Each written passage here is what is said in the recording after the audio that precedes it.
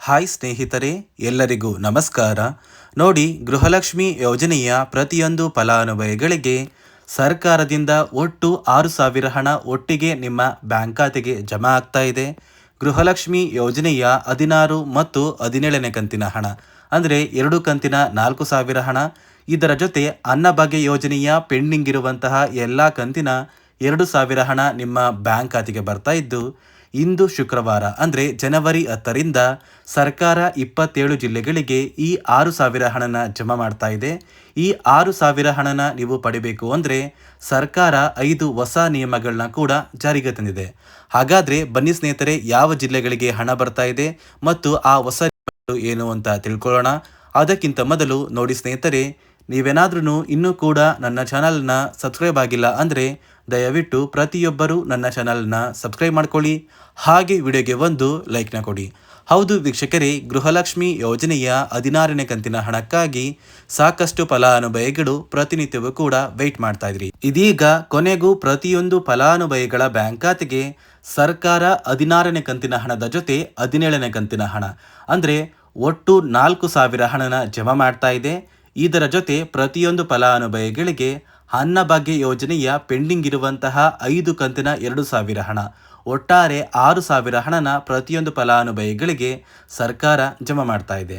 ನೋಡಿ ವೀಕ್ಷಕರೇ, ಪ್ರತಿಯೊಂದು ಫಲಾನುಭವಿಗಳು 2025ರ ಪ್ರಯುಕ್ತ ನಿಮ್ಮ ಬ್ಯಾಂಕ್ ಖಾತೆಗೆ ಪೆಂಡಿಂಗ್ ಇರುವಂತಹ ಎಲ್ಲ ಕಂತಿನ ಹಣ ಬರ್ತಾ ಇದೆ. 6,000 ಹಣ ಆದಷ್ಟು ಬೇಗ ಜನವರಿ 15ರಷ್ಟರಲ್ಲಿ ಪ್ರತಿಯೊಂದು ಫಲಾನುಭವಿಗಳಿಗೆ ಸರ್ಕಾರ ಜಮಾ ಮಾಡ್ತಾ ಇದ್ದು, ಈ 6,000 ಹಣನ ನೀವು ಪಡಿಬೇಕು ಅಂದರೆ ಸರ್ಕಾರ ಪ್ರತಿಯೊಂದು ಫಲಾನುಭವಿಗಳಿಗೆ 5 ಹೊಸ ನಿಯಮಗಳನ್ನ ಕೂಡ ಜಾರಿಗೆ ತಂದಿದೆ.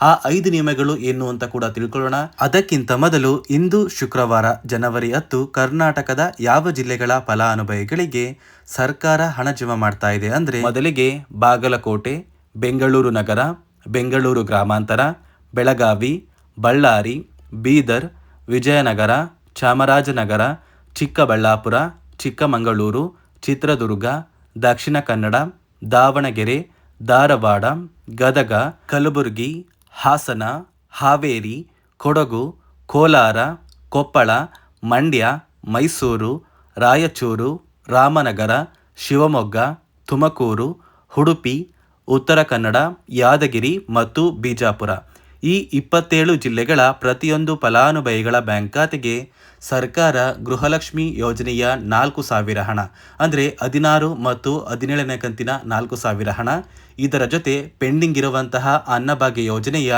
5 ಕಂತಿನ 2,000 ಹಣ, ಒಟ್ಟಾರೆ 6,000 ಹಣನ ಪ್ರತಿಯೊಂದು ಫಲಾನುಭವಿಗಳಿಗೆ ಜನವರಿ 10ರಿಂದ ನಿಮ್ಮ ಬ್ಯಾಂಕ್ ಖಾತೆಗೆ ಜಮಾ ಆಗ್ತಾ ಇದೆ.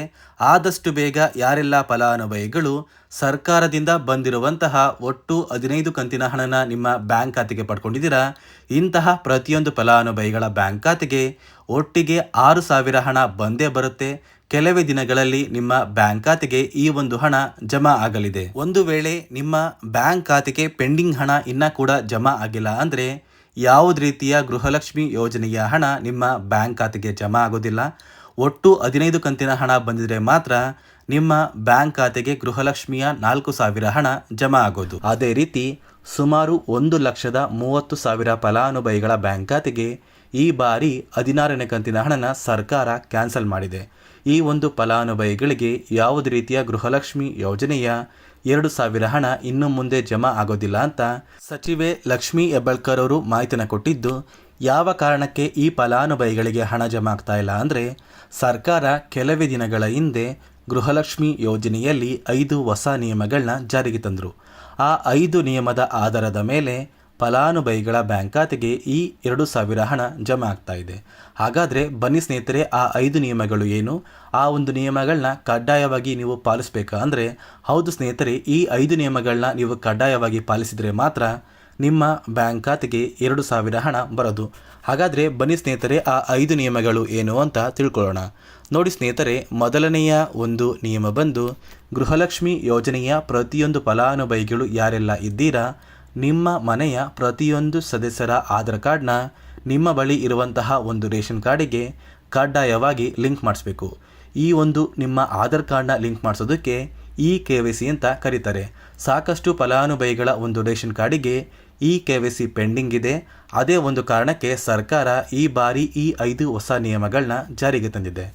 ಅದೇ ರೀತಿ ಎರಡನೆಯ ಒಂದು ನಿಯಮ ಬಂದು ಸಾಕಷ್ಟು ಫಲಾನುಭವಿಗಳ ಒಂದು ಆಧಾರ್ ಕಾರ್ಡ್ ಏನಿದೆ, ಆ ಒಂದು ಆಧಾರ್ ಕಾರ್ಡ್ 15 ವರ್ಷ ಅಥವಾ 15 ವರ್ಷಕ್ಕಿಂತ ಹೆಚ್ಚು ಹಳೆಯ ಆಧಾರ್ ಕಾರ್ಡ್ ಆಗಿದೆ. ಈ ಒಂದು ಫಲಾನುಭವಿಗಳು ಅವರ ಆಧಾರ್ ಕಾರ್ಡ್ಗೆ ಯಾವುದೇ ರೀತಿಯ ತಿದ್ದುಪಡಿ ಕೂಡ ಮಾಡಿಸಿಲ್ಲ ಮತ್ತು ಯಾವುದೇ ರೀತಿಯ ಒಂದು ಅಪ್ಡೇಟ್ನ ಕೂಡ ಮಾಡಿಸಿಲ್ಲ. ಅದೇ ಒಂದು ಕಾರಣಕ್ಕೆ ನಿಮ್ಮ ಆಧಾರ್ ಕಾರ್ಡ್ನ ನೀವು ತಿದ್ದುಪಡಿ ಮಾಡಿಸಿಲ್ಲ ಅಂದರೆ ನಿಮ್ಮ ಬ್ಯಾಂಕ್ ಖಾತೆಗೆ 2,000 ಹಣ ಜಮಾ ಆಗ್ತಾ ಇಲ್ಲ. ಮತ್ತೆ ಸ್ನೇಹಿತರೆ, ಸರ್ಕಾರ 16ನೇ ಕಂತಿನ ಹಣನ ಜಮಾ ಮಾಡುವ ಮುಂಚೆ ಪ್ರತಿಯೊಂದು ಫಲಾನುಭವಿಗಳ ಒಂದು ದಾಖಲಾತಿಗಳನ್ನ ಮರುಪರಿಶೀಲನೆ ಮಾಡಿದ್ದಾರೆ. ಈ ಒಂದು ಸಂದರ್ಭದಲ್ಲಿ ಫಲಾನುಭವಿಗಳು ಸರ್ಕಾರಕ್ಕೆ ತೆರಿಗೆನ ಕಟ್ತಾ ಇರೋದು ತಿಳಿದು ಬಂದಿದೆ. ಅದೇ ರೀತಿ 4ನೆಯ ಒಂದು ನಿಯಮ ಬಂದು ಸರ್ಕಾರದಿಂದ ಬರುವಂತಹ ಒಂದು ರೇಷನ್ನ ಕಳೆದ 3 ತಿಂಗಳಿಂದ ನೀವು ಪಡ್ಕೊಂಡಿಲ್ಲ ಅಂದರೆ ನಿಮ್ಮ ಬ್ಯಾಂಕ್ ಖಾತೆಗೆ ಗೃಹಲಕ್ಷ್ಮಿ ಯೋಜನೆಯ ಹಣ ಜಮಾ ಆಗೋದಿಲ್ಲ. ಮತ್ತು ಸ್ನೇಹಿತರೆ, 5ನೆಯ ಒಂದು ನಿಯಮ ಬಂದು ನಿಮ್ಮ ಒಂದು ವಾರ್ಷಿಕ ಆದಾಯ 7 ಲಕ್ಷಕ್ಕಿಂತ ಕಡಿಮೆ ಇರಬೇಕು. ಒಂದು ವೇಳೆ ವಾರ್ಷಿಕ ಆದಾಯ 7 ಲಕ್ಷಕ್ಕಿಂತ ಜಾಸ್ತಿ ಇದ್ದರೆ ನಿಮ್ಮ ಬ್ಯಾಂಕ್ ಖಾತೆಗೆ ಗೃಹಲಕ್ಷ್ಮಿ ಯೋಜನೆಯ ಹಣ ಬರೋದಿಲ್ಲ. ಈ 5 ನಿಯಮದ ಆಧಾರದ ಮೇಲೆ ಪ್ರತಿಯೊಂದು ಫಲಾನುಭವಿಗಳಿಗೂ ಹಣ ಜಮಾ ಆಗ್ತಾ ಇದೆ. ಇಂದು ಶುಕ್ರವಾರ ಜನವರಿ 10ರಂದು ಕರ್ನಾಟಕದ 27 ಜಿಲ್ಲೆಗಳ ಪ್ರತಿಯೊಂದು ಫಲಾನುಭವಿಗಳಿಗೆ ಸರ್ಕಾರ ಗೃಹಲಕ್ಷ್ಮಿಯ 4,000 ಹಣ ಮತ್ತು ಅನ್ನಭಾಗ್ಯ ಯೋಜನೆಯ ಪೆಂಡಿಂಗ್ ಇರುವಂತಹ 2,000 ಹಣ ಅಂದರೆ 5 ಕಂತಿನ ಹಣನ ನಿಮ್ಮ ಬ್ಯಾಂಕ್ ಖಾತೆಗೆ ಜಮಾ ಮಾಡ್ತಾ ಇದೆ. ಜನವರಿ 15ರಷ್ಟರಲ್ಲಿ ನಿಮ್ಮ ಬ್ಯಾಂಕ್ ಖಾತೆಗೆ ಈ 6,000 ಹಣನ ನೀವು ಪಡ್ಕೋತೀರಾ ಅಂತ ಹೇಳ್ತಾ, ಇದಿಷ್ಟು ಗೃಹಲಕ್ಷ್ಮಿ ಯೋಜನೆ ಕುರಿತು ಸರ್ಕಾರದಿಂದ ಬಂದಿರುವಂತಹ ಹೊಸ ಮಾಹಿತಿಯಾಗಿದೆ. ನಾನು ಕೊಟ್ಟಿರುವಂತಹ ಮಾಹಿತಿ ನಿಮಗೆ ಇಷ್ಟ ಆಗಿದ್ರೆ ದಯವಿಟ್ಟು ಪ್ರತಿಯೊಬ್ಬರು ನನ್ನ ಚಾನಲ್ನ ಸಬ್ಸ್ಕ್ರೈಬ್ ಮಾಡ್ಕೊಳ್ಳಿ, ಹಾಗೆ ವಿಡಿಯೋಗೆ ಒಂದು ಲೈಕ್ನ ಕೊಡಿ.